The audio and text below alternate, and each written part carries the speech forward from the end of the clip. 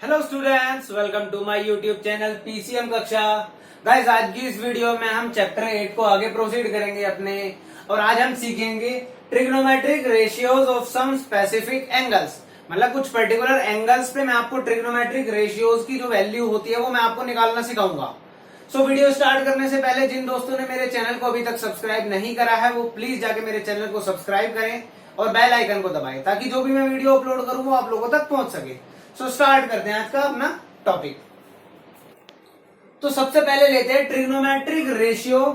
Trigonometric ratio at 45 degree. 45 degree. Let suppose मैंने एक triangle बनाया। ये मेरा क्या है? एक राइट ट्राइंगल है। ये मेरा क्या है? राइट ट्राइंगल है ए बी सी। और ये वाला एंगल जो है मेरा ये 45 डिग्री है। और आपको पता है ट्राइंगल के तीनों एंगल्स का सम क्या होता है? हमारा 180 होता है। और अगर ये 45 है तो ये भी मेरा क्या होगा? 45 ही होगा। तो मैं एक एंगल को लेके 45 कंसीडर करके मैं ट्रिग्नोमेट्रिक रेशियो निकाल सकता हूं। और मैंने क्या किया, जब देखिए ये मेरा एंगल 45 है, ये एंगल भी मेरा क्या है? 45 है। तो देयरफॉर मैं क्या कह सकता हूं कि A B is equal to B C होगा। मेरा जो मेरी ये वाली साइड है वो ही मेरी क्या होगी? ये वाली साइड होगी, क्योंकि ये दोनों क्या है? एंगल्स बराबर है। तो इसके रीजन क्या आ जाएगा? Sides opposite to equal angle. Side opposite to equal angle are equal. तो वो क्या होती है? हमारी इक्वल साइड होंगी। सो यहां से हमारी ये दोनों साइडें बराबर होगी। तो मैंने क्या किया? Let A B is equal to B C is equal to, हमने क्या लेट कर लिया? ए लेट कर लिया। तो ये वाली साइड मेरी ए हो गई और ये वाली साइड भी मेरी क्या हो गई? ए हो गई। सो दोनों साइडें मेरे पास क्या आ गई? ए आ गई। तो मैं ए सी निकाल सकता हूं पाइथागोरस थ्योरम लगा के अपनी। सो मैं ए सी फाइंड आउट कर लेता हूं इसके अंदर। तो देखिए क्या होगा मेरा? ए सी का square is equal to A B का स्क्वायर प्लस बी सी का स्क्वायर। तो यहां से मेरे पास ए सी की वैल्यू फाइंड आउट हो जाएगी। ए सी स्क्वायर क्या है? ए है ना, ए स्क्वायर प्लस ए स्क्वायर। सो ए सी की वैल्यू देखिए क्या आएगी मेरे पास? यहाँ पे ये हो जाएगा ए सी का square equal to twice of A square. तो ए सी मेरे पास आ गया यहां से अंडर रूट 2a। ए सी की वैल्यू क्या आ गई मेरे पास? अंडर रूट 2a आ गई है मेरे पास। तो ए सी की वैल्यू निकल गई मेरे पास। सो अब देख लेता हूं मैं अपना साइन 45, कोस 45 और टेन 45। तो मैं कोई भी एंगल निकाल सकता हूं इसी के थ्रू से। सो अब देखिए क्या होगा मेरा। मैंने क्या किया? मैं सबसे पहले लेता हूं, मैं सी साइड को कंसीडर कर रहा हूं। सी पॉइंट को कंसीडर करके बना रहा हूं। फ्रॉम सी पॉइंट को कंसीडर करके देखिए साइन 45 तो मेरा ये बेस हो गया। ये मेरा क्या बन गया? बेस। और आपको पता है साइन हमारा क्या होता है? परपेंडिकुलर। हम लिख लेते हैं सबसे पहले यहाँ पे, प्यारे बेटा पप्पू हर हर बोल, सोना चांदी तोल। साइन क्या होता है? Perpendicular upon hypotenuse. जब मैंने कंसिडरिंग सी को किया है तो मेरा बेस क्या हो जाएगा? ये सी भी हो जाएगा परपेंडिकुलर अपॉन हाइपोटेनस, यानी कि ए बी अपॉन ए सी आएगा मेरा इसका answer. A B upon A C. A B की वैल्यू क्या है मेरे पास? ए है। और ए सी की वैल्यू मैंने अभी फाइंड आउट की है, क्या है? Under root 2a। तो ये क्या आ जाएगा मेरा? Under root 2a। तो ए से ये कैंसिल आउट हो गया, तो मेरी 1/रूट 2 वैल्यू आ गई। किसकी वैल्यू आ गई मेरी? साइन 45 की वैल्यू मेरी क्या आ गई? 1/√2 आ गई मेरी। तो इसी तरीके से मैं क्या निकाल सकता हूँ? cos 45 निकाल सकता हूँ। cos 45 देखिए क्या होता है मेरा? cos 45 होता है मेरा बेस अपॉन हाइपोटेनस। तो ये यहाँ पे क्या आ जाएगा मेरा? CB upon AC। सो CB की वैल्यू क्या है? 1a है। और ऐसे ही AC की वैल्यू क्या है मेरे पास? अंडर रूट 2a है। तो a से ये कैंसिल आउट हो गया, 1/√2 आ गया मेरे पास इसका आंसर भी। सो मेरे पास cos 45 की वैल्यू आ गई 1/√2। इसी तरीके से मैं निकाल सकता हूं tan 45। tan क्या होता है मेरा? Perpendicular upon base. तो मेरा क्या आ जाएगा? A B upon B C, यानी कि A upon A cancel out होकर क्या आ गया? 1। इट मीन्स की मेरी tan 45 की वैल्यू क्या होती है? 1। सो हमारी ये कुछ पर्टिकुलर वैल्यूज थी। ट्रिग्नोमेट्रिक रेशियो मैंने किस एंगल पे निकाल के दिखाई आपको? 45 पे निकाल के दिखाई। सो अब हम आगे देखते हैं 30 डिग्री पे और 60 डिग्री पे हम कैसे वैल्यू निकालेंगे। सो गाइस, अब हम देखते हैं trigonometric ratio at 30 degree. Trigonometric ratios की वैल्यू निकालते हैं at 30 degree and 60 degree. So इसके लिए मैं एक कंसीडर करता हूं इक्विलेटरल ट्राइंगल। ये थोड़ा सा बड़ा डायग्राम बना लेते हैं क्योंकि समझ में नहीं आएगा फिर। ये एक मैंने क्या बनाया, एबीसी ट्रायंगल है। ये एबीसी ट्रायंगल क्या है, ट्रायंगल एबीसी इज इक्विलेटरल। ये क्या है मेरा, इक्विलेटरल ट्रायंगल है। अब आपको पता है इक्विलेटरल ट्रायंगल है तो सारे एंगल्स क्या होंगे, 60 60 और ये भी क्या होगा मेरा 60 होगा ना, 60।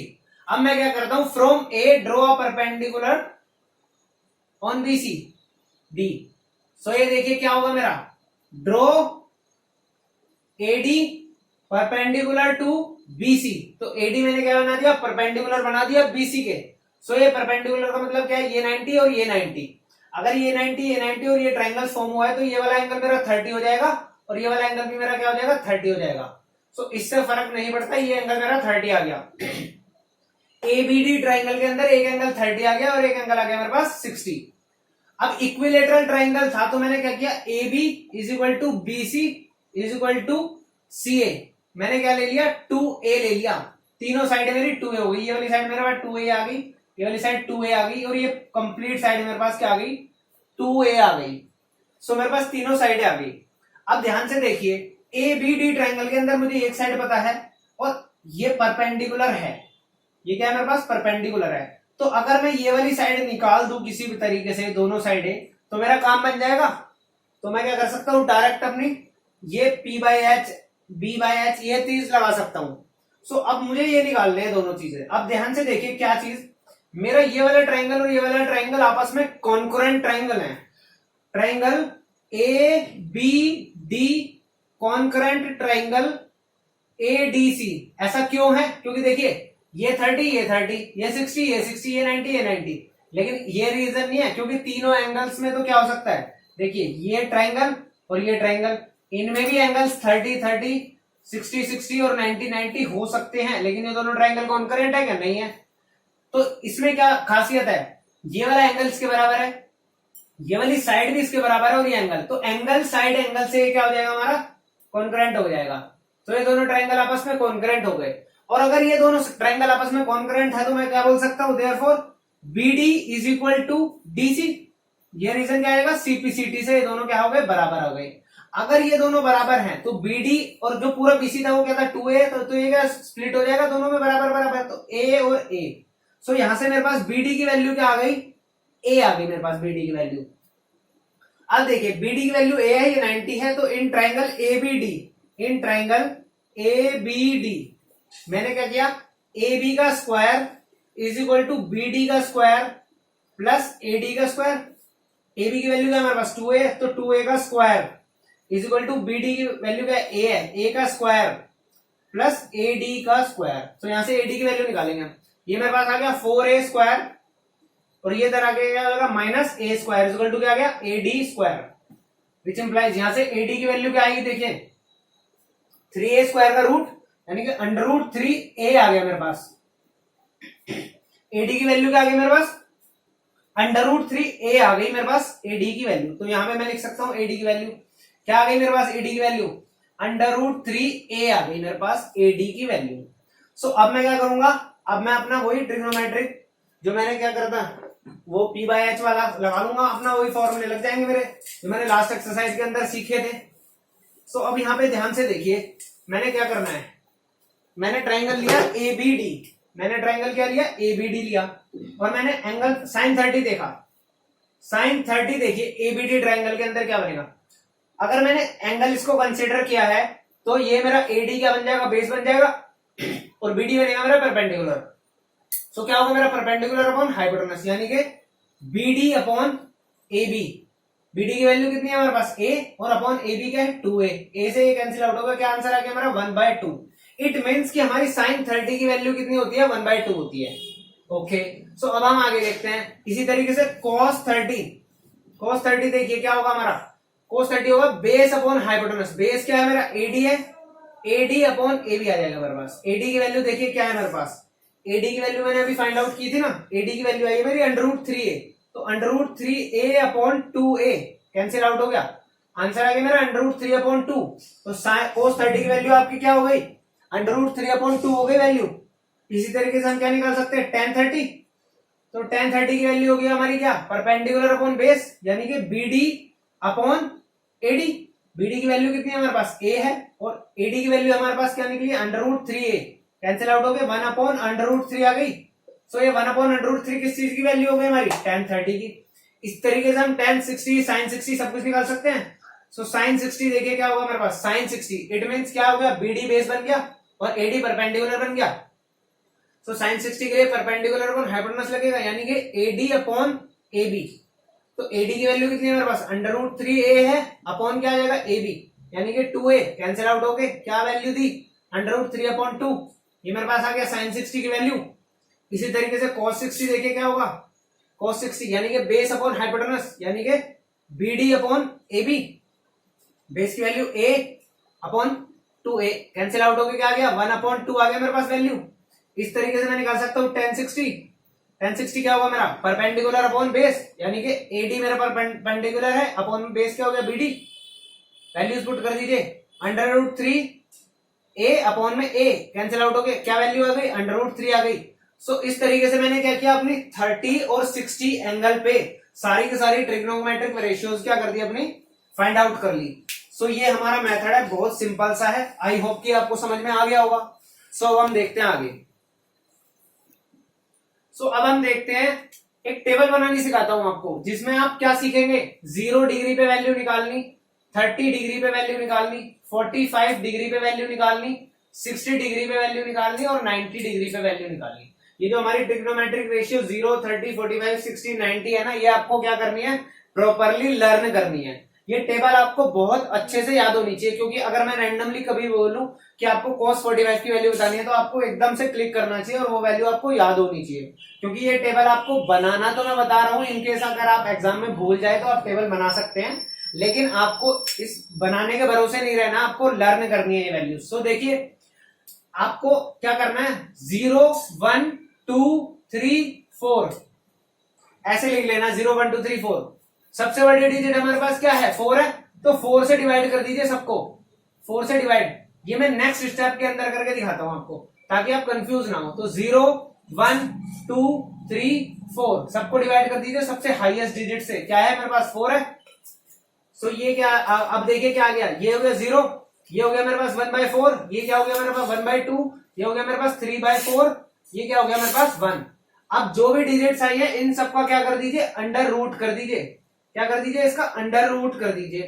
अंडर रूट करेंगे और जो वैल्यूज फाइंड आउट होके आएगी ना, वो हमारी साइन की वैल्यू होंगी। किसकी वैल्यू होंगी, साइन की वैल्यू होंगी। 0 पे साइन की वैल्यू 0 है, साइन 30 पे वैल्यू क्या हो गई मेरी, 1/√2 हो गई। देखिए सॉरी 2 बाहर आ जाएगा, 1/2 हो गई, यहाँ पे क्या हो गया 1/√2 हो गई, यहाँ पे क्या हो गया √3/2 हो गया, और यहाँ पे क्या हो गया 1 आ गया। इट मीन्स कि साइन 0 की वैल्यू 0 है, साइन 30 की वैल्यू मेरे पास 1/2 है, साइन 45 की वैल्यू मेरे पास 1/√2 है, cos 60 की वैल्यू, साइन 60 की वैल्यू √3/2 है, और साइन 90 की वैल्यू मेरे पास क्या है 1 है। अब इसी तरीके से मैं cos की वैल्यूज निकाल सकता हूं। जो मेरी साइन की वैल्यूज थी ना इस डायरेक्शन के अंदर, वो मेरी जस्ट अपोजिट होंगी किसके अंदर, cos के अंदर। तो cos की वैल्यू क्या होगी, cos 0 पे 1 हो गया, अब √3/2 आ जाएगा, 1/√2 आ जाएगा, अब क्या आएगा मेरा 1/2, और यहां पे मेरा क्या आ जाएगा 0 आ जाएगा। इसी तरीके से देखिए tan की वैल्यूज क्या होती है हमारी, अब आपको पता है क्या होता है हमारा, परपेंडिकुलर अपॉन बेस होता है ना हमारा tan। अब यहां से एक चीज देखिए, अगर मैं यहां पे क्या कर दूं, perpendicular upon hypotenuse upon base upon hypotenuse लिख दूं, तो इसका मतलब देखिए ध्यान से क्या आ रहा है, परपेंडिकुलर अपॉन हाइपोटेनस हमारा क्या होता है साइन, और बेस अपॉन हाइपोटेनस क्या होता है कोस। यानी कि साइन को अगर डिवाइड करा जाए कोस से तो भी मेरा क्या आएगा tan ही आएगा, क्या आएगा मेरा tan आएगा। सो मैं साइन की वैल्यू को कोस से डिवाइड कर दूं, तो यानी कि 0 डिवाइडेड बाय 1 क्या आएगा मेरे पास 0 आएगा, ऊपर 0 है। 1/2 डिवाइडेड बाय √3/2, 2 से 2 कैंसिल आउट होके क्या आएगा मेरे पास 1/√3 आ गया, 1/√2 डिवाइडेड बाय 1/√2 कैंसिल होके क्या आ गया 1 आ गया, √3/2 2 से 2 कैंसिल हो गया, √3 आ गया, 1/0, 0 डिनोमिनेटर में है तो क्या होगा इंफिनिटी, यानी कि नॉट डिफाइंड।